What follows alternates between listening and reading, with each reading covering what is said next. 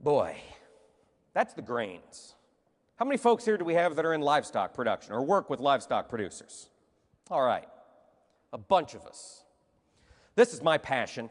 I love livestock. When I was a kid, we used to pasture farrow, pasture finish hogs. And this was back before that was trendy. That was just how we did it. Southern Iowa back in the day. And I believe there are two types of farmers or two types of folks engaged in agriculture. There are those that grew up with livestock, developed a passion for doing chores, developed a passion for getting out there, watching life come into this world, watching animals grow and then eventually become delicious. And those folks can't imagine living without livestock. Do we have any of those folks in the room? All right. The second class in American agriculture is the group of farmers that probably still grew up with livestock, but the happiest day in their life was the day that last animal loaded on the trailer and went to town. And it will be a cold day in hell before they have another head on their farm. Do we have any of those folks in the crowd? No shame in that. We got to specialize. I'm in the first group. I love livestock, growing up with hogs. You know, I think back to what it was like. And when I was a kid, we never had a pickup truck. Raising hogs, finishing hogs, didn't have a pickup truck or a livestock trailer. We had a 1982 Mercury station wagon with back seats that folded down. Hand to God, that's the truth. That scarred me as a child. We could load up 3 or 4 fat hogs in the back of that beautiful wood-paneled Mercury wagon, haul them into the buying station, and I was always so ashamed to be the one who pulled up in that car. Bumper dragging on the ground, hog poop coming out the tailgate. In fact, actually, who here has kids in high school? Do we have any folks with kids in high school? All right, here's just a take it or leave it, but a little parenting tip for you. If you want to guarantee that there is no funny business on prom night,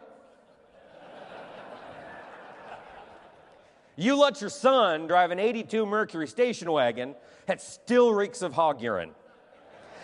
Guarantee his date will bail long before any shenanigans can get started. That was how I grew up, and for some reason it got into my blood. So I started when Heidi and I moved away from town, moved from the family farm about 2 hours away to Grinnell, bought a house in town, eventually was cracking up. My wife and I bought an old feed yard. We started raising cattle. I'm so excited to be back in the cattle business. This was 2012. Then 2014 happened. Who here had fun in 2014 in the cattle business? Should be all of us, guys. We're not going to see those margins again, I'm afraid. But then the wheels fell off the cattle markets in 2015. When we look at what happened globally, we had this happen in production.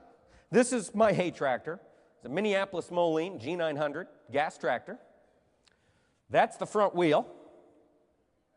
That's the front axle. And on the seat taking the picture is me needing a new pair of jeans. Has this ever happened to anybody? It's terrifying. It just goes crack and goes flying off. But what happened in 2015 was this exact thing. The wheels came off the cattle markets. We saw producers losing money, slipping away from break even, so we started adding a lot more pounds to carcasses, and we eventually overproduced. 2015, we slaughtered 18% fewer beef animals, but we only produced 2% less total tonnage of beef. We made up for all of that with massive carcass weights, broke this market hard in 2015, broke it through 2016. Finally, there at the end of October, we bottomed. We put a nice V bottom in this live cattle market. We like to see that from a technical perspective, and then we've climbed right back up. Had a little snafu here recently. We're due for a correction. Got the 20-day moving average right on there. You can see we hit it.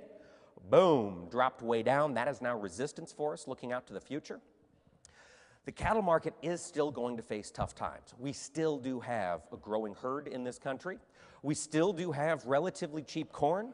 The risk is there that the American cattle feeder could decide to walk more of that grain off the farm in the belly of a cow or a steer and put a lot more pressure back on this market. I think we are going to move back down and retest those lows at around $96 in the nearby contract.